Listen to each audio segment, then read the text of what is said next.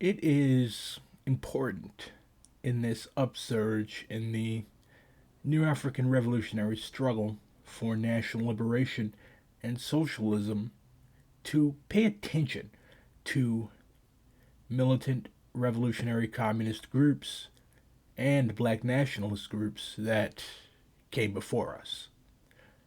So, I'm going to be reading Dr. Huey P. Newton's The Correct Handling of a Revolution because a lot of party building formations and formations that seek to arrogate unto themselves the title of Revolutionary Vanguard are committing a variety of left and right opportunist errors that I think Dr. Newton um, can correct here.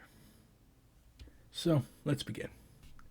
The black masses are handling the resistance incorrectly. When the brothers in East Oakland, having learned their resistance fighting from Watts, amassed the people in the streets, threw bricks and Molotov cocktails to destroy property and create disruption, they were herded into a small area by the Gestapo police and immediately contained by the brutal violence of the oppressors' stormtroops. Although this manner of resistance is sporadic, short lived, and costly, it has been transmitted across the country to all the ghettos of the black nation. The identity of the first man who threw a Molotov cocktail is not known by the masses, yet they respect and imitate his action. In the same way, the actions of the party will be imitated by the people if the people respect these activities. The primary job of the party is to provide leadership for the people. It must teach by words and action the correct strategic methods of prolonged resistance. When the people learn that it is no longer advantageous for them to resist by going into the streets in large numbers, and when they see the advantage in the activities of the guerrilla warfare method, they will quickly follow this example. But first, they must respect the party, which is transmitting this message. When the Vanguard group destroys the machinery of the oppressor by dealing with him in small groups of 3 and 4 and then escapes the might of the oppressor, the masses will be impressed and more likely to adhere to this correct strategy. When the masses hear that a Gestapo policeman has been executed while sipping coffee at a counter and the revolutionary executioners fled without being traced, the masses will see the validity of this kind of resistance. It is not necessary to organize 30 million black people in primary groups of 2 and 3s, but it is important for the party to show the people how to stage a revolution. There are 3 ways one can learn: through study, observation, and experience. Since the black community is composed basically of activists, observation of or participation in activity are the principal ways the community learns. To learn by studying is good, but to learn by experience is better. Because the black community is not a reading community, it is very important that the Vanguard group be essentially activists. Without this knowledge of the black community, a black revolution in racist America is impossible. The main function of the party is to awaken the people and teach them the strategic method of resisting a power structure which is prepared to not only combat with massive brutality the people's resistance, but to annihilate totally the black population. If it is learned by the power structure that black people have X number of guns in their possession, that information will not stimulate the power structure to prepare itself with guns. It is already prepared.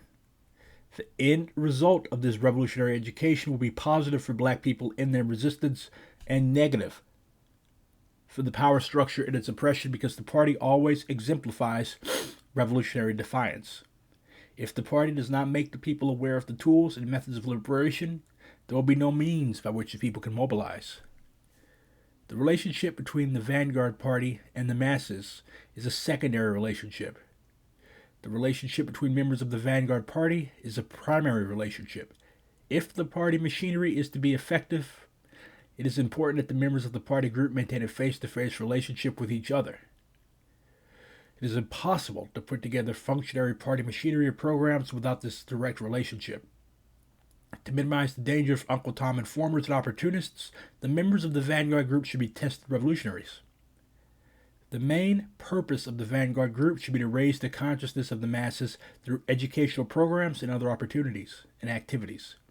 The sleeping masses must be bombarded with the correct approach to struggle, and the party must use all means available to get this information across to the masses. In order to do so, the masses must know that the party exists. A Vanguard party is never underground in the beginning of its existence. That's a heads up for all you super secret clandestine types. A Vanguard party is never underground in the beginning of its existence. That would limit its effectiveness and educational goals. How can you teach people if the people do not know and respect you? The party must exist above ground as long as the dog power structure will allow, and hopefully when the party is forced to go underground, the party's message will have already been put across to the people. The Vanguard Party's activities on the surface will necessarily be short-lived. Thus, the party must make a tremendous impact upon the people before it is driven into secrecy. By that time, the people will know that the party exists and will seek further information about its activities if it is driven underground. Many would-be revolutionaries work under the fallacious notion that the Vanguard Party should be a secret organization which the power structure knows nothing about, and that the masses know nothing about except for occasional letters that come to their homes by night. Underground parties cannot distribute leaflets announcing an underground meeting. Such contradictions and inconsistencies are not recognized by these so-called revolutionaries. They are, in fact, afraid of the very danger they are asking the people to confront. These so-called revolutionaries want the people to say what they themselves are afraid to say, to do what they themselves are afraid to do. That kind of revolutionary is a coward and a hypocrite. A true revolutionary realizes that if he is sincere, death is imminent. The things he is saying and doing are extremely dangerous. Without this realization, it is pointless to proceed as a revolutionary. If these imposters would investigate the history of revolution, they would see that the Vanguard group always starts out above ground and is driven underground by the aggressor. The Cuban Revolution is an example. When Fidel Castro started to resist the butcher Batista in the American Running Dogs, he began by speaking publicly on the University of Havana campus. He was later driven to the hills. His impact upon the dispossessed people of Cuba was tremendous, and his teachings were received with much respect. When he wanted to hide him, the Cuban people searched him out, going to the hills to find him and his band of 12. Castro handled the revolutionary struggle correctly, and if the Chinese Revolution is investigated, it will be seen that the Communist Party operated quite openly in order to muster support from the masses. There are many more examples of successful revolutionary struggle from which one can learn the correct approach. The revolution in Kenya, the Algerian Revolution discussed in Fanon's The Wretched of the Earth, the Russian Revolution, the works of Chairman Mao Zedong, and a host of others.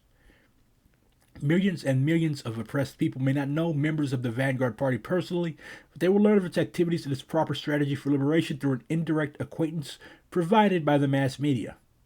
But it is not enough to rely on the media of the power structure. It is of prime importance that the Vanguard Party develop its own communications organ, such as a newspaper, and at the same time provide strategic revolutionary art and destruction of the oppressor's machinery. For example, in Watts, the economy and property of the oppressor was destroyed to such an extent that no matter how the oppressor tried in his press to whitewash the activities of the Black Brothers, the real nature and cause of the activity was communicated to every black community. And no matter how the oppressor tried in his own media to distort and confuse the message of Brother Stokely Carmichael, black people all over the country understood it perfectly and welcomed it. The Black Panther Party for Self-Defense teaches that, in the final analysis, the guns, hand grenades, bazookas, and other equipment necessary for defense must be supplied by the power structure. As exemplified by the Viet Cong, these weapons must be taken from the oppressor. Therefore, the greater the military preparation on the part of the oppressor, the greater the availability of weapons for the black community. It is believed by some hypocrites that when the people are taught by the Vanguard group to prepare for resistance, this only brings the man down on them with increasing violence and brutality. But the fact is that when the man becomes more oppressive, he only heightens the revolutionary fervor. So if things get worse for oppressed people, they will feel the need for revolution and resistance. The people make revolution. Their oppressors, by their brutal actions, cause resistance by the people. The Vanguard Party only teaches the correct methods of resistance. The complaint of the hypocrites at the Black Panther Party for Self-Defense is exposing the people to deeper suffering is an incorrect observation. By their rebellions in the black communities across the country, the people have proved that they will not tolerate any more oppression by the racist dog police. They are looking now for guidance to extend and strengthen their resistance struggle. The Vanguard Party exemplify the characteristics that make them worthy of leadership. Again, this was The Correct Handling of a Revolution by Dr. Huey P. Newton.